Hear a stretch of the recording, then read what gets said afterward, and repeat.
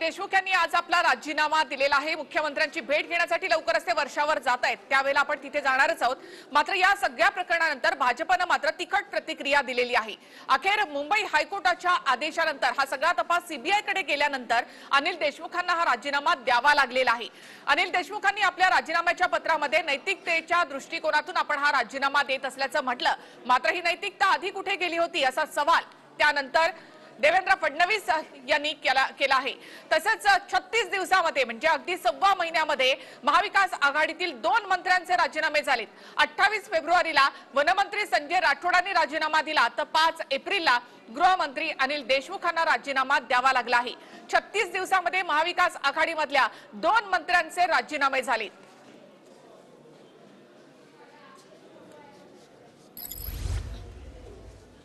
दिलीप वळसे पाटील यांचं नाव त्यानंतर गृहमंत्री पदासाठी चर्चेत देखील आलेलं आहे। या सगळ्या प्रकरणासंदर्भामध्ये आपल्या बरोबर आहेत काँग्रेसचे प्रवक्ते अतुल लोंढे, राष्ट्रवादी काँग्रेसचे प्रवक्ते उमेश पाटील, त्याचबरोबर ज्या याचिकाकर्त्या जयश्री पाटील, ॲडव्होकेट जयश्री पाटील यांच्या याचिकेवर सुनावणी करताना मुंबई हायकोर्टाने हा सगळा तपास सीबीआय कडे दिलेला आहे। त्याचबरोबर आणखी काही निरीक्षण नोंदवली आणि जे काही वक्तव्य आपण मूळ विषयाला सुरुवात करणार आहोत। आपल्या बरोबर जे आपले गेस्ट आहेत त्यामध्ये जयश्री पाटील आहेत। मगाशी सांगत होते की याचिकाकर्त्या त्यांच्याच याचिकेवर सुनावणी करताना मुंबई हायकोर्टाने हा सगळा तपास सीबीआय कडे वर्ग केलेला आहे आणि त्यानंतर गृहमंत्री अनिल देशमुखांना राजीनामा द्यावा लागलेला आहे। त्याचबरोबर आपल्या बरोबर अतुल लोंढे आहेत, काँग्रेसचे प्रवक्ते उमेश पाटील, राष्ट्रवादी काँग्रेसचे प्रवक्ते आणि भाजपचे प्रवक्ते आणि विधान परिषदेचे विरोधी पक्षनेते प्रवीण दरेकर आपल्या सोबत या चर्चेमध्ये सहभागी झालेले आहेत। चर्चेला सुरुवात करण्यापूर्वी आज परमबीर सिंग यांच्या 100 कोटींच्या तक्रारीवरून मुंबई हायकोर्टाने नेमकं काय म्हटलंय ते देखील आपण पाहूयात। तर परमबीर सिंग यांच्या 100 कोटींच्या तक्रारीचा तपास सीबीआय कडे देण्याचे आदेश हायकोर्टाने दिले। सीबीआयने 15 दिवसात प्राथमिक तपासाचा अहवाल द्यावा असं हायकोर्टाने म्हटलं। अनिल देशमुख हे राज्याचे गृहमंत्री आहेत, त्यामुळे मुंबई पोलीस निष्पक्ष तपास करू शकत नाहीत असं मत हायकोर्टाने नोंदवलं। प्राथमिक तपासाशिवाय एफआयआर दाखल होऊ शकत नाही असंही कोर्टाने मत नोंदवलेलं आहे। हे अभूतपूर्व प्रकरण आहे। खुद्द मुंबई पोलीस आयुक्त यांनी तक्रार केली, त्यामुळे सत्य बाहेर येणं आवश्यक आहे, त्यामुळे प्राथमिक चौकशीचे आदेश देण्यात येत आहेत असं मत कोर्टाने नोंदवलेलं आहे। प्राथमिक चौकशीमधून निघालेल्या निष्कर्षाच्या आधारावर काय कार्यवाही करायची याचा निर्णय सीबीआय डायरेक्टर यांनी घ्यावा असंही हायकोर्टाने म्हटलं। हे आदेश हायकोर्टाचे मुख्य न्यायाधीश दीपांकर दत्ता आणि न्यायाधीश गिरीश कुलकर्णी यांच्या खंडपीठाने दिले आहेत। जयश्री पाटील यांच्या याचिकेवर कोर्टाने हा निकाल दिला। कोर्टाने नोंदवलेला निरीक्षण सुद्धा महाविकास आघाडीला धक्का देणारं असंच आहे। या सगळ्यानंतर अनिल देशमुखांना आपल्या गृहमंत्री पदाचा राजीनामा द्यावा लागलेला आहे। काही वेळातच ते वर्षावर पोहोचतील, मुख्यमंत्र्यांकडे आपला राजीनामा सुपूर्द करतील, त्यावेळेला आपण तिथे जाणार आहोत। आपले प्रतिनिधी देखील तिथे उपस्थित असतील।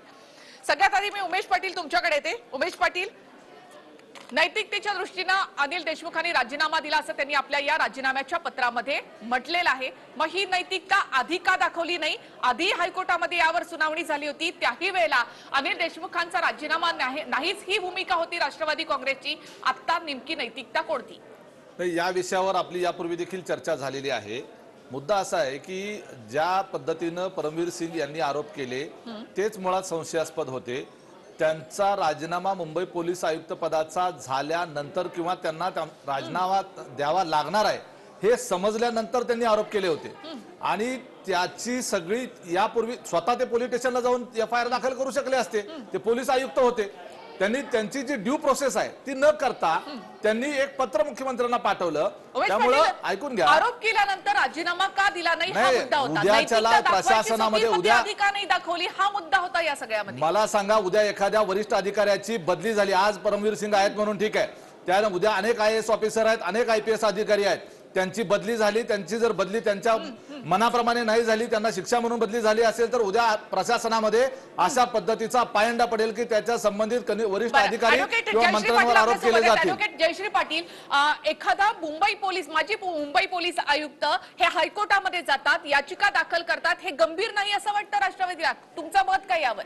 काय म्हटलंय कोर्टाने नेमकं?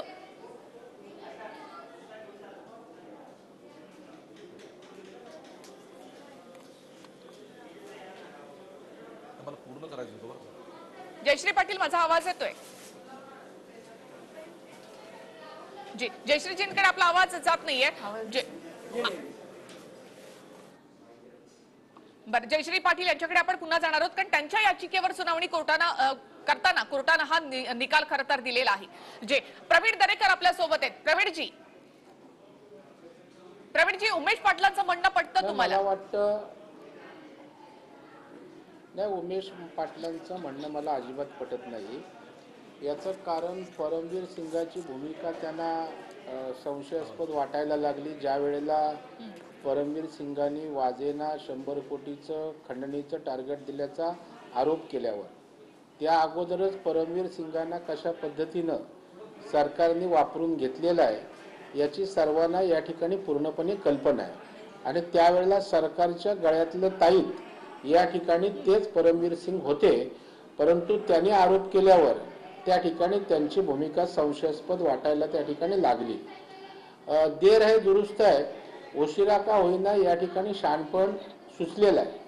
खरं म्हणजे ज्या वेळेला त्या ठिकाणी पहिलाच आरोप झाले, मग ते रश्मी शुक्लांचं पत्र असेल, त्या ठिकाणी नंतर परमवीर सिंगांनी दिलेलं पत्र असेल, समाज माध्यमातून झालेल्या उठाव असेल, आणि राज्यातल्या एक सर्वसामान्य जनतेला त्या ठिकाणी संभ्रमाचं वातावरण होतं की नेमकं काय चाललंय. जे पोलीस खातं स्कॉटलंड नंतर आमचं वैभवशाली परंपरा असणारं पोलीस खातं, आणि आज ते बदनामी केवळ सरकारच्या हस्तक्षेपामुळे, सरकारच्या त्या ठिकाणी वेगवेगळ्या प्रकारच्या बदल्यांच्या हप्तेखोरीमुळे त्या ठिकाणी बदनाम होतंय. आणि याचं उत्तर राज्यातल्या जनतेला हवं होतंय.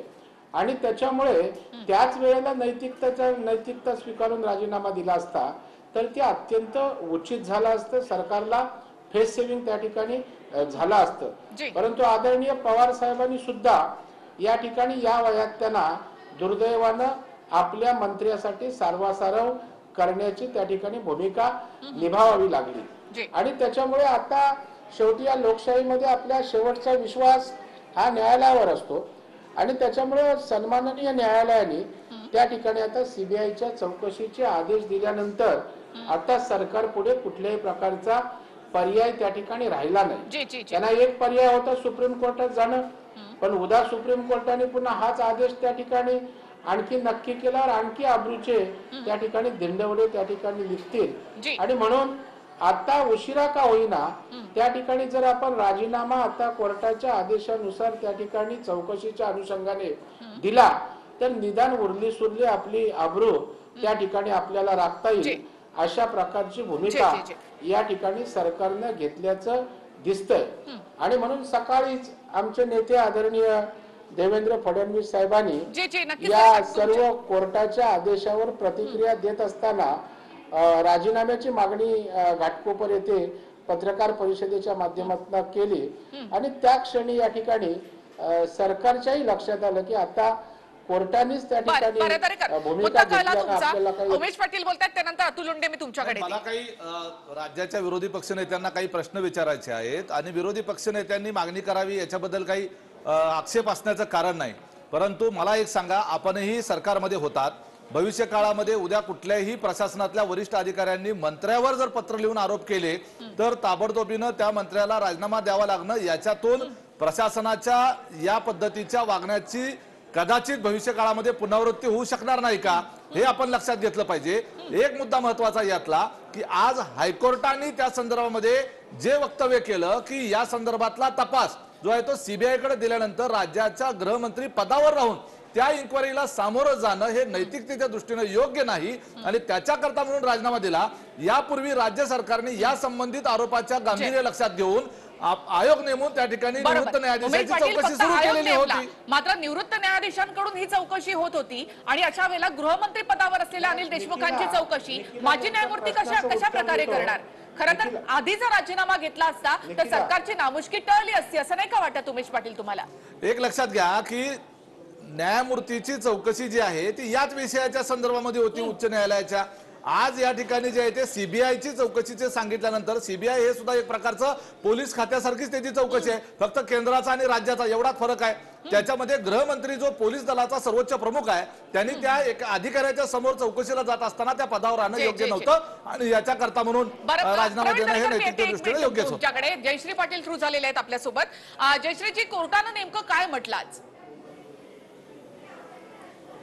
उमेश पाटील, मला उत्तर द्यायचं. उमेश पाटील, बोला बोला. जयश्री पाटील, हॅलो.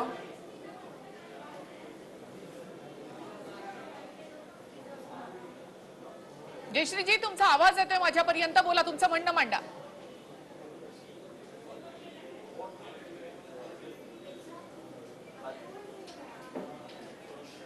पीसीआर जयश्री पाटलांना थ्रू करा, तोपर्यंत मी अतुल लोंढेंकडे जाते. अतुल लोंढे, काँग्रेसची ही मागणी होती की अनिल देशमुखांनी राजीनामा द्यायला हवा, नैतिकता दाखवून राजीनामा द्या, असं काँग्रेसचे नेतेही म्हणाले होते. जर आधी राजीनामा घेतला असता तर नामुष्की टळली असती महाविकास आघाडी सरकारची. नाही, असं चुकीचं सांगू नका तुम्ही. सगळी माहिती जी आहे ती अनिल देशमुखांनी कॅबिनेटमध्ये सर्वांसमोर ठेवली होती आणि आरोप साफ चुकीचे आहे हे स्पष्ट होतं. फक्त माझी विनंती आहे निखिला की मधात डिस्टर्ब करू नका. ज्या पद्धतीनं प्रवीण दरेकरांना बोलू दिलं तसंच मलाही बोलू द्या, कारण फार महत्त्वाचे पॉईंट्स मला इथे रेस करायचे आहे. पहिलं, गोगोई ज्यांच्यावर यांनी मेहरबानी केली, ज्यांनी राफेलचे डिसिजन दिले होते, त्यांचं वक्तव्य सांगतो मी. आज राफेलचं काय आहे ना, फ्रान्समधनं आलं लक्षात की चौकीदारी चोरी सिद्ध झाला आज. एक, त्यांनी म्हटलं की रॅमशॅकल्ड हा शब्द वापरला या देशाच्या ज्युडिशरीसाठी. रॅमशॅकल्ड म्हणजे जी पूर्ण व्यवस्था ब्रोकन डाऊन झालेली आहे, सरकारच्या अधिपत्याखाली गेलेली आहे, सरकारच्या म्हणण्याप्रमाणे वागते, अशा पद्धतीचं चीफ जस्टिस ऑफ इंडिया त्यांनी पास केलं. आता जयश्री पाटील बसल्या इथे, त्यांच्या समोर मी सांगतो काय म्हटलं कोर्टाने. शिंदे होते जज. Such petitions are filed for cheap publicity. Bombay high court pulls up petitioner over plea seeking probe against Paramvir Singh and Anil Deshmukh. Number 1. Number 2, त्यांनी म्हटलं होतं की is this a petition. You are a lawyer practising in a court for so long period of a time and you are just putting up paragraphs from the Paramvir Singh letter. Number 2. Number 3, इथे हे बसले विरोधी पक्ष नेते किंवा चंद्रकांत दादा किंवा देवेंद्र फडणवीस हे परमवीर सिंगांचा राजीनामा का मागत नाही, परमवीर सिंगांवर कारवाई करा असं का म्हणत नाही हे लोक. का परमवीर सिंगांची आणि देवेंद्र फडणवीसांची बैठक झाली दिल्लीमध्ये? मला उत्तर द्यायचं याच्यामध्ये. तुम्ही माझी बाजू ऐकून घेतली पाहिजे. जे तुम्ही अशा पद्धतीने बोलता ते जस्टिस जे होते ते मराठा आकस्मिक त्यांनी हे अशा प्रकारे बोललं आणि माननीय उच्च न्यायालयातील चीफ जस्टिस यांनी मला सांगितलेलं आहे की एकच ब्रेव आहे जी समोर आलेली आहे. 100 करोडच्या करप्शन जे अनिल देशमुख यांनी केलेलं आहे, लोकमतच्या कार्यक्रमामध्ये त्या वाहिनीच्या कार्यक्रमामध्ये ते बोलले की यांनी फार मोठी चूक केली कमिशनरनी, आणि कमिशनरनी चूक केल्यामुळे त्याची बदली करण्यात आलेली आहे, कारण की त्यांच्या कमिशनर पदाच्या आतमध्ये त्याची एन्क्वायरी होऊ शकत नाही अशा पद्धतीने म्हटलंय. तुम्ही सीबीआयला नाही, अतुल लोंढे बोलतोय मी. अतुल लोंढे बोलतोय मी. हे शिंदे, हे जस्टिस शिंदेचं स्टेटमेंट आहे कोर्टातलं. स्टेटमेंट आहे. IPS ऑफिसर आहे 2010 बॅचचे गाझियाबाद मध्ये. त्यांनी अशीच पदावर असताना आदित्यनाथ हे जे गृहमंत्रालय सांभाळतं युपीचं, त्यांच्यावर असेच आरोप केले होते पत्र लिहून, पण त्यांच्यावर आदित्यनाथवर कुठलीही कारवाई केलेली नाही. त्यामुळे याच्यामध्ये एक गोष्ट महत्वाची आहे की ज्या ज्या राज्यांमध्ये गैर भाजपा सरकार आहे, ज्या ज्या राज्यांनी सीबीआयची सगळी परवानगी काढून घेतली हायकोर्टाच्या माध्यमातून अशा पद्धतीने संबंधामध्ये अशा पद्धतीने गदा आणली जाते, ते कदापि सहन केला जाणार नाही. हा प्रश्न जो आहे हा प्रश्न आज डिस्कस झाला पाहिजे. आज रफायलचा प्रश्न डिस्कस झाला पाहिजे. अँटी करप्शन डिपार्टमेंट जे आहे, अँटी फ्रॉड एजन्सी फ्रान्सची, आपण मूळ मुद्द्यावरच इथे येऊया. मूळ मुद्द्यावर येऊया. गृहमंत्रीपदी अनिल देशमुख राहिले असते किंवा हा सगळा तपास मुंबई पोलिसांकडे गेला असता तर तो निष्पक्ष होऊ शकला नसता, असंही मत या ठिकाणी कोर्टानं नोंदवलेलं आहे. ही फटकार आहे महाविकास आघाडी सरकारसाठी. उमेश पाटील, नाही, एक लक्षात घ्या की आता अतुल लोंढे आणि या जयश्री पाटील यांच्या संदर्भातलं संभाषण हे दोघांच्या एकच वेळेला बोलण्यामुळे नीट समजत नव्हतं. एक मिनिट माननीय न्यायालयाने पोलीस डायरी आणायला सांगितली होती अहो जयश्रीताई, तुमच्या संदर्भामध्ये तुम्ही फक्त पब्लिसिटी करता अशा पद्धतीची याचिका दाखल केली असं स्पष्ट मत कोर्टाने नोंदवलेलं होतं. हे प्रेशर पॉलिसी आहे. अनिल देशमुख आज कोणत्या नैतिकतेतून तुम्ही राजीनामा देता? तुमच्याजवळ कोणतीही नैतिकता नाही. तुम्हाला अरेस्ट होईल. तुमच्यावरती अफेन्स रजिस्टर झाल्याच्या नंतर जयश्रीताई, तुम्ही अशीच एक याचिका शरद पवारांशी चर्चा केल्याशिवाय हे सगळं तुम्ही केलेलं नाही. जयश्रीताई, तुम्ही आता ऐका जरा एक मिनिट. शरद पवारांशी जयश्रीताई, जयश्रीताई, तुम्ही अशीच जयश्रीताई, तुम्हाला ज्या पद्धतीनं त्याच्यामध्ये सुद्धा तुम्ही चर्चा केली असणार हे माझं ठाम मत आहे. जयश्रीताई, तुम्ही अशीच एक याचिका देशाच्या गृहमंत्र्याच्या विरोधामध्ये दाखल करणार का? कारण त्यांच्यावर ही मर्डरचा आरोप आहे, त्यांच्यावरही तडीपार झाल्याच्या संदर्भातल्या घटना घडलेल्या आहेत. देशाच्या पोलीस विभागाचा सर्वोच्च प्रमुख याच्याही संदर्भात असा आरोप. मग त्या ठिकाणी तुम्हाला जसं नैतिकता इथं आठवते तशी माझं विरोधी पक्षनेता नाही म्हणायचंय की अशीच नैतिकता जी आहे, अशाच पद्धतीची नैतिकता जी आहे त्यांना स्वतःच्या मित्राच्या बाबतीमध्ये आठवत नाही. लक्षात घ्या की अनिल देशमुख मागच्या सरकारच्या काळामध्ये तुमच्या मंत्र्यांच्या विरोधामध्ये अनेक आरोप झाले, त्यावेळेला तुम्हाला तशी नैतिकता का आठवली नाही? मूळ मुद्द्यावर बोला, मूळ मुद्द्यावर बोला. प्रवीण दरेकर बोला. निखिला जी जी निखिला या ठिकाणी आमचे मित्र Atul Londhe Rafale national international शिवाय कुठल्याही चर्चेत बोलत नाहीत. मूळ मुद्द्यापासून नेहमी बगल देताना दिसतात. आता चर्चा गृहमंत्री असणाऱ्या स्थितीवर ते भाष्य करत नाहीत.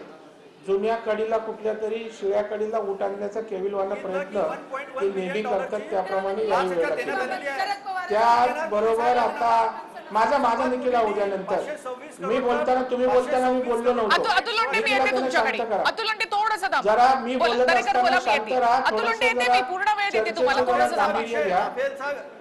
त्यांना पूर्ण वेळ द्या. माझं झालं की माझं झालं की त्यांना पूर्ण वेळ द्या. हा पूर्ण डबल वेळ द्या त्यांना. या ठिकाणी तसंच आमचे मित्र उमेश पाटील यांनी सांगितलं की अमित शाह यांच्यावर गुन्हा दाखल करणार का, याचिका करणार का? तुम्हाला जयश्री पाटीलची कशाला आवश्यकता आहे? तुमच्यात दम नाही का? तुम्हाला कोर्ट काय तुम्हाला ऍक्सेप्ट करत नाहीत का? तुम्हाला जे करायचं ते लोकशाहीमध्ये सगळे दालनं खुली आहेत ना.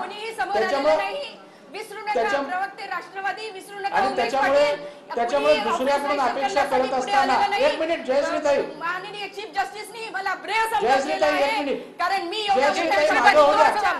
जयश्री पाटील थांबा थोडंसं. प्रवीण या दरेकर ठिकाणी बोलतात, त्यांचं पूर्ण होऊ दे. मगाशी या ठिकाणी सांगत असताना आपण त्या ठिकाणी अतुल लोंढे कोर्टाच्या ऑर्डर वाचून दाखवत होत्या. म्हणजे सोयीचं तेवढं वाचून दाखवायचं.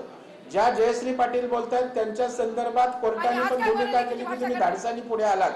आणि त्यानंतर आता त्याच जयश्रीताई थांबत मी बोलतोय त्याच्यानंतर या ठिकाणी आता जी ऑर्डर पास केली त्या संदर्भात भाष्य करत नाही की गृहमंत्री पदावर राहिल्यास त्या ठिकाणी चौकशी प्रभावित होईल आणि त्याच्यामुळे सोयीचं तेवढं घ्यायचं, अशा प्रकारच्या भूमिका वारंवार या ठिकाणी बघायला मिळत आहेत.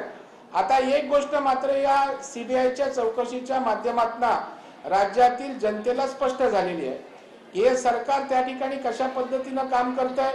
कायद्याची लॉ अँड ऑर्डर राज्यातली पूर्णपणे त्या ठिकाणी दुरावस्था झालेली आहे. महिलांवर अत्याचार मोठ्या प्रमाणावर होताना दिसत आहेत. कोरोनामध्ये जी पोलीस खात्याने करायला पाहिजे त्याचा सरकारचा नीट अंकुश त्या ठिकाणी नाहीये.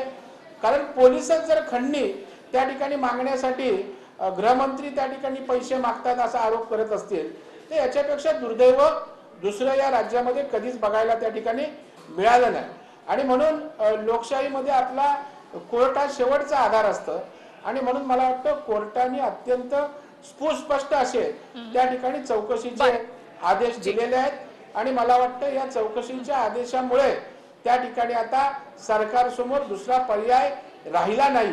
कारण जर आपण सुप्रीम कोर्टात गेलो बोला लोंढे.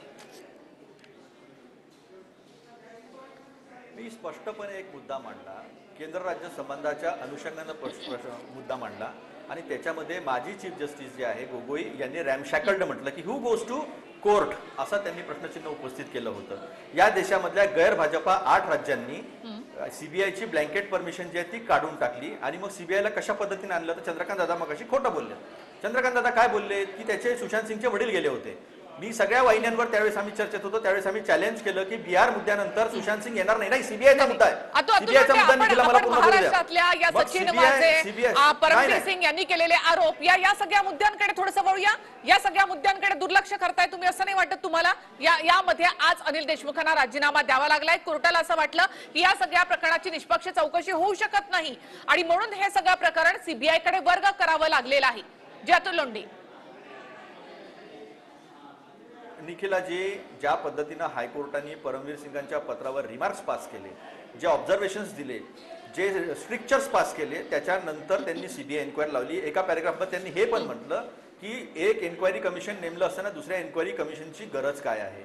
या आधीच्या देवेंद्र फडणवीसांच्या काळामध्ये किती सीबीआय आला मला सांगा, किती आरोप झाले, चिक्कीपासून उंदीर घोटाळ्यापर्यंत आरोप झाले, किती वेळा आले. हे स्वतः क्लीन चिट चीफ मिनिस्टर मी त्यांना म्हटलं होतं त्यावेळेस सुद्धा, स्वतः क्लीन चिट देत सुटले होते, त्यावेळेस आले का? मला एक सांगा, अशा पद्धतीचे आरोप युपी मध्ये वैभव कृष्णा नावाचे IPS आहे त्यांनी दिले, त्यांनी केले, त्यांना सस्पेंड केलं, पण तिथे सीबीआय आणली नाही. मग या मुंबई पोलिसांवरचा तुमचा विश्वास गेला का? एक जस्टिस, रिटायर्ड जस्टिस चांदीवाल यांच्या एक सदस्य कमिशन नेमलं, त्याच्यावर विश्वास, म्हणजे तुम्ही नेमलेल्या झोटिंगवर तुम्हाला विश्वास होता, पण कांचीवालवर, चांदीवालला नेमलेल्या याच्यावर तुमचा विश्वास नाही आहे. म्हणजे याच्यामध्ये हे स्पष्टपणे दिसून येतं की कुठेतरी 356 लावण्याची जी धमकी मुनगंटीवारांनी या सभागृहामध्ये दिली होती महाराष्ट्राच्या, तीच धमकी कशी प्रत्यास आणायची याचा प्रयत्न जो आहे तो करताय. सीबीआयची एन्क्वायरी नितीश कुमार यांनी दिली होती बिहारमधनं, आणि आज त्याच्यावर कोणी बोलत नाही. माजी पोलीस आयुक्त, मुंबई पोलीस आयुक्त जर अशा प्रकारे गंभीर आरोप करतायत तर अशा वेळेला हे सगळं टाळता आलं असतं असं नाही का वाटत? त्याच वेळेला पाठराखण करण्याऐवजीचा अनिल देशमुखांचा नैतिकतेच्या दृष्टिकोनातून राजीनामा घेतला असता तर निदान आज सरकारची नामुष्की टळली असती. आपण काय करतोय की आपण चौकशीच्या अगोदरच निष्कर्षावर येऊन त्याच्या संदर्भातल्या परिणामांची, आणि पूर्वी असं केलं असतं तर तसं झालं असतं. उमेश पाटील मात्र आज कोर्टाने हे निरीक्षण नोंदवलेलं आहे की यामध्ये चौकशी व्हायला हवी असं कोर्टालाही वाटतं, प्राथमिक निदान चौकशी व्हायला हवी असंही वाटतं. कोर्टाने काय निरीक्षण नोंदवलं त्या निरीक्षणाच्या आधारे कोर्टाचा सन्मान ठेवत, कोर्टाच्या आदेशाचा सन्मान ठेवत त्या ठिकाणी माननीय गृहमंत्र्यांनी राजीनामा दिलेला आहे. तुमचं असं म्हणणं आहे की जर आधीच राजीनामा दिला असता तर काय चुकलं असतं का, किंवा मग सरकारची नामुष्की टळली असते का? नामुष्कीचा प्रश्न कधी आहे की जर परमवीर सिंगांनी जर केलेल्या आरोपामध्ये काही तथ्य असेल, पुरावे असतील, हे जर निष्पन्न झालं तर आम्ही नामुष्की झाली म्हणूया. परंतु आता ज्या पोलीस अधिकाऱ्याने आरोप केलेले आहेत त्या संबंधित पोलीस अधिकाऱ्याने सचिन वाजेच्या प्रकरणामध्ये ज्या पद्धतीची हलगर्जी केली किंवा NIAच्या तपासामध्ये सचिन वाजेच्या त्या सर्व प्रकरणामध्ये इन्व्हॉल्वमेंट जे आहे याचा प्रत्यक्ष पहिला जबाबदार व्यक्ती कोण? तर परमवीर सिंगच आहेत ना त्या विभागाचे प्रमुख म्हणून. ते परमवीर सिंगांना रिपोर्टिंग कोण करत होतं? सचिन वाजे परमवीर सिंगांना डायरेक्ट रिपोर्टिंग करत होते. आणि याच सचिन वाजेच्या संदर्भामध्ये जी माहिती पोलीस आयुक्त जी माहिती परमवीर सिंग आहे, एवढे दिवस झाले परमवीर सिंग यांनी आपला पदभार देखील स्वीकारला, परमवीर सिंग यांच्यावर तुम्ही कारवाई का नाही केली? परमवीर सिंग हे सर्वोच्च न्यायालयामध्ये या संदर्भातल्या प्रकरणामध्ये गेले, त्यांनी त्यांना उच्च न्यायालयामध्ये पाठवलं. उच्च न्यायालयाने या ठिकाणी प्रक्रिया सुरू कारवाई केली. परमवीर सिंग यांच्यावर सरकारनं काय कारवाई केली? परमवीर सिंग यांच्या संदर्भातल्या कारवाईच्या बाबतीमध्ये सरकार त्या संदर्भात त्यांच्या विरोधातले जे काही पुरावे असतील त्याच्या आधारे निश्चितपणे परमवीर सिंग यांच्यावर कारवाईच्या बाबतीमध्ये सरकार पावलं उचलेल. तो विषय वेगळा आहे, एक लक्षात घ्या. अजूनही सरकारनं या संदर्भात कोणतीही पावलं उचलली नाहीत. परमवीर सिंग स्वतः सुप्रीम कोर्टात गेले, हायकोर्टात गेले, तोपर्यंत सरकार मग काय करत होतं? एखाद्याला सुप्रीम कोर्टामध्ये हायकोर्टामध्ये जाण्याला मज्जाव करू शकत नाही. महाराष्ट्रातलं सरकार हे व्यक्ती स्वातंत्र्य, लोक स्वातंत्र्य हे मान्य करणार आहे. आता त्यांचा विषय क्लोज झालेला आहे. त्यांची मागणी जी आहे की हा प्रकार सीबीआयकडे दिला जावा. जयश्री पाटील, पटतं तुम्हाला ही पळवाट? पटते तुम्हाला?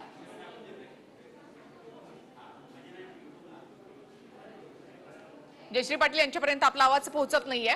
उमेश पाटील, एक लक्षात घ्या की परमवीर सिंग हे जे व्यक्ती आहेत यांनी त्यांची बदली झाल्यानंतर गृहमंत्र्यांना आरोप केले.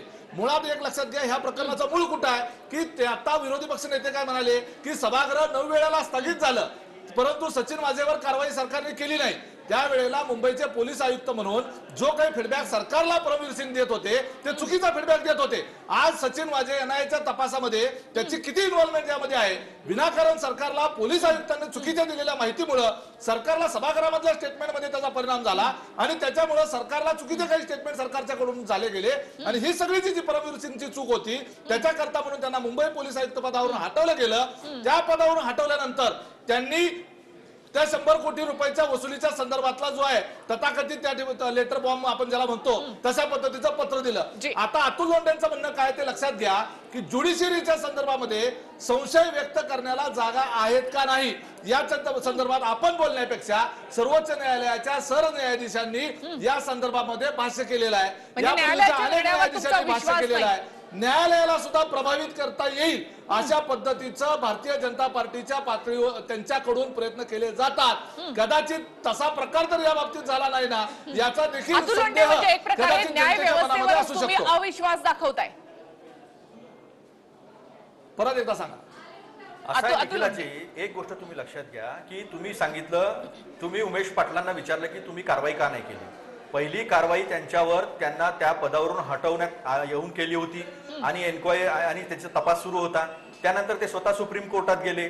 सुप्रीम कोर्टात गेल्यानंतर त्यांच्यावर कारवाई करता येत नाही. कुठल्या IAS किंवा IPS अधिकाऱ्यावर राज्य सरकार हे 1-2 कारवाई करू शकतं. एक तर त्यांना सस्पेंड करू शकतं किंवा केंद्र सरकारला तुमचा अधिकारी परत घ्या अशा पद्धतीची मागणी करू शकतं. या 2 पेक्षा जास्त कारवाई राज्य सरकारला करता येत नाही. पहिला मुद्दा.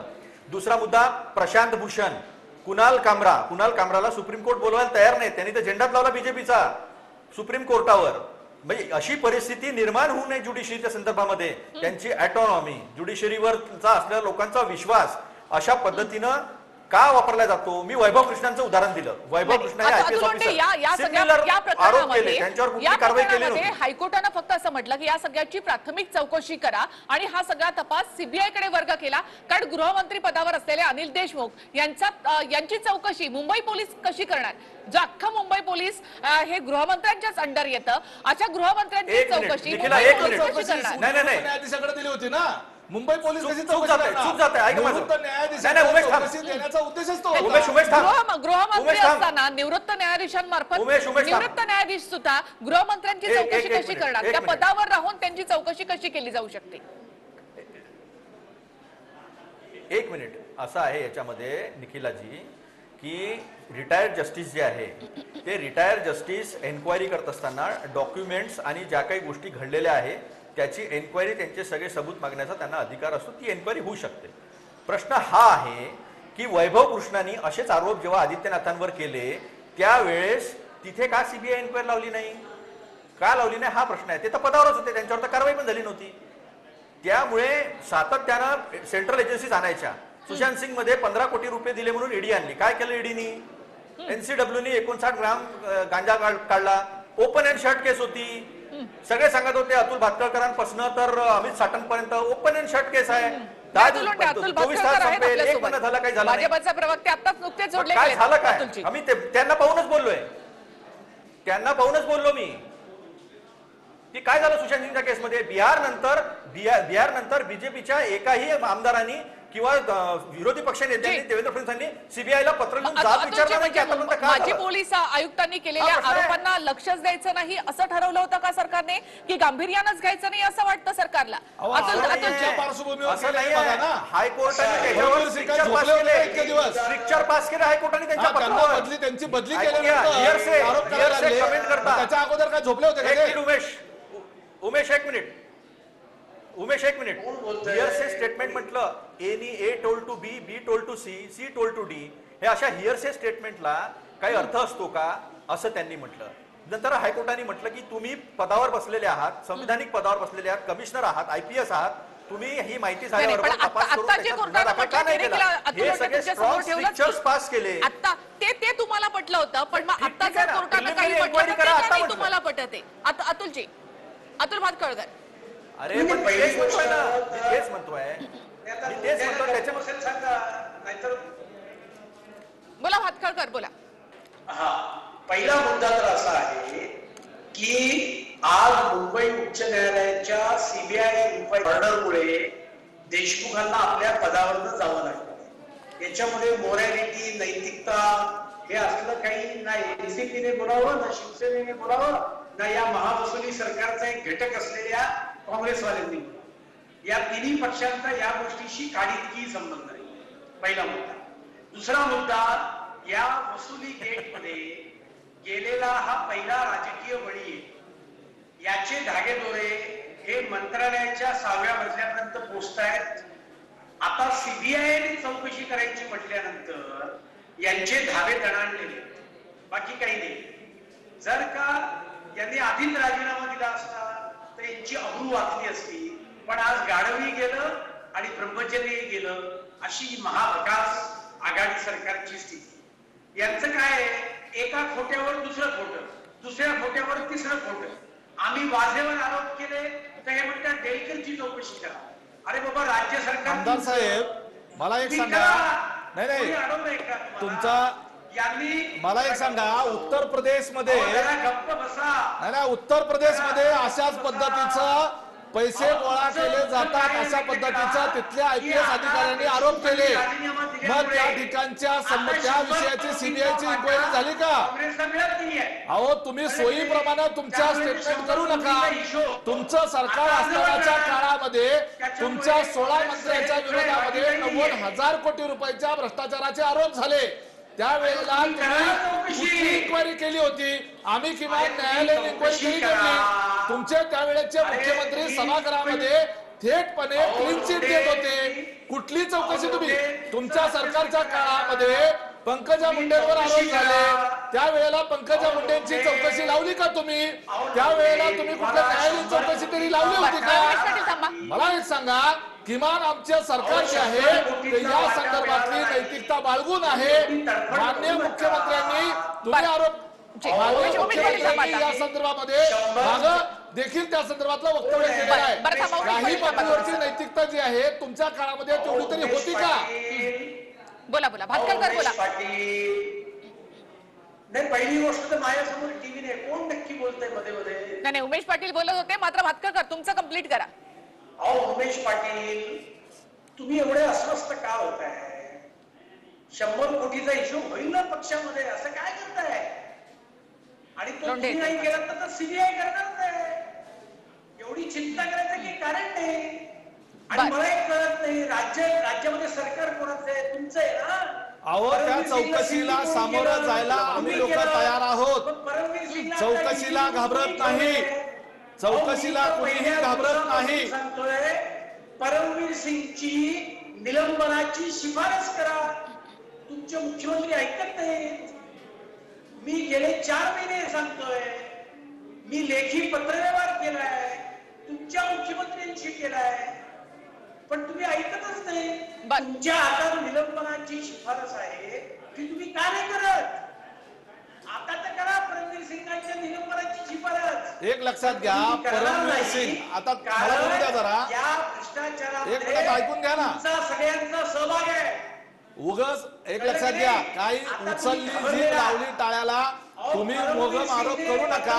तुम्ही अशा पद्धतीनं जर आरोप कराल तर कदाचित तुमच्या विरोधामध्ये सुद्धा अब्रू नुकसानीचा दावा दाखल करावा लागेल. तुम्ही फक्त मुद्द्यावर बोला, तुम्ही फक्त मुद्द्यावर बोला. भातखळकर साहेब, या संदर्भामध्ये आता प्रकरण जे आहे ते एक मिनिट ऐकून घ्या ना. आता ऐकून घ्या ना, तुम्ही ऐकून घ्या ना, एक मिनिट ऐकून घ्या आता तुम्ही. भातखळकर साहेब, तुम्ही मोगमपणे आरोप करत आहात, तुम्ही ऐकून घ्या. आता तुम्ही ऐकून घ्या ना. आता तुमचं ऐकून घेतलंय, तुम्ही जर ऐकून घ्या, दुसऱ्यालाही बोलू द्या. अहो, दुसऱ्यालाही बोलू द्या. त्याच्या निलंबनाची शिफारस करा. ठीक आहे ना, आता त्याच्यावर बोलू. उत्तर नक्कीच. भातखळकर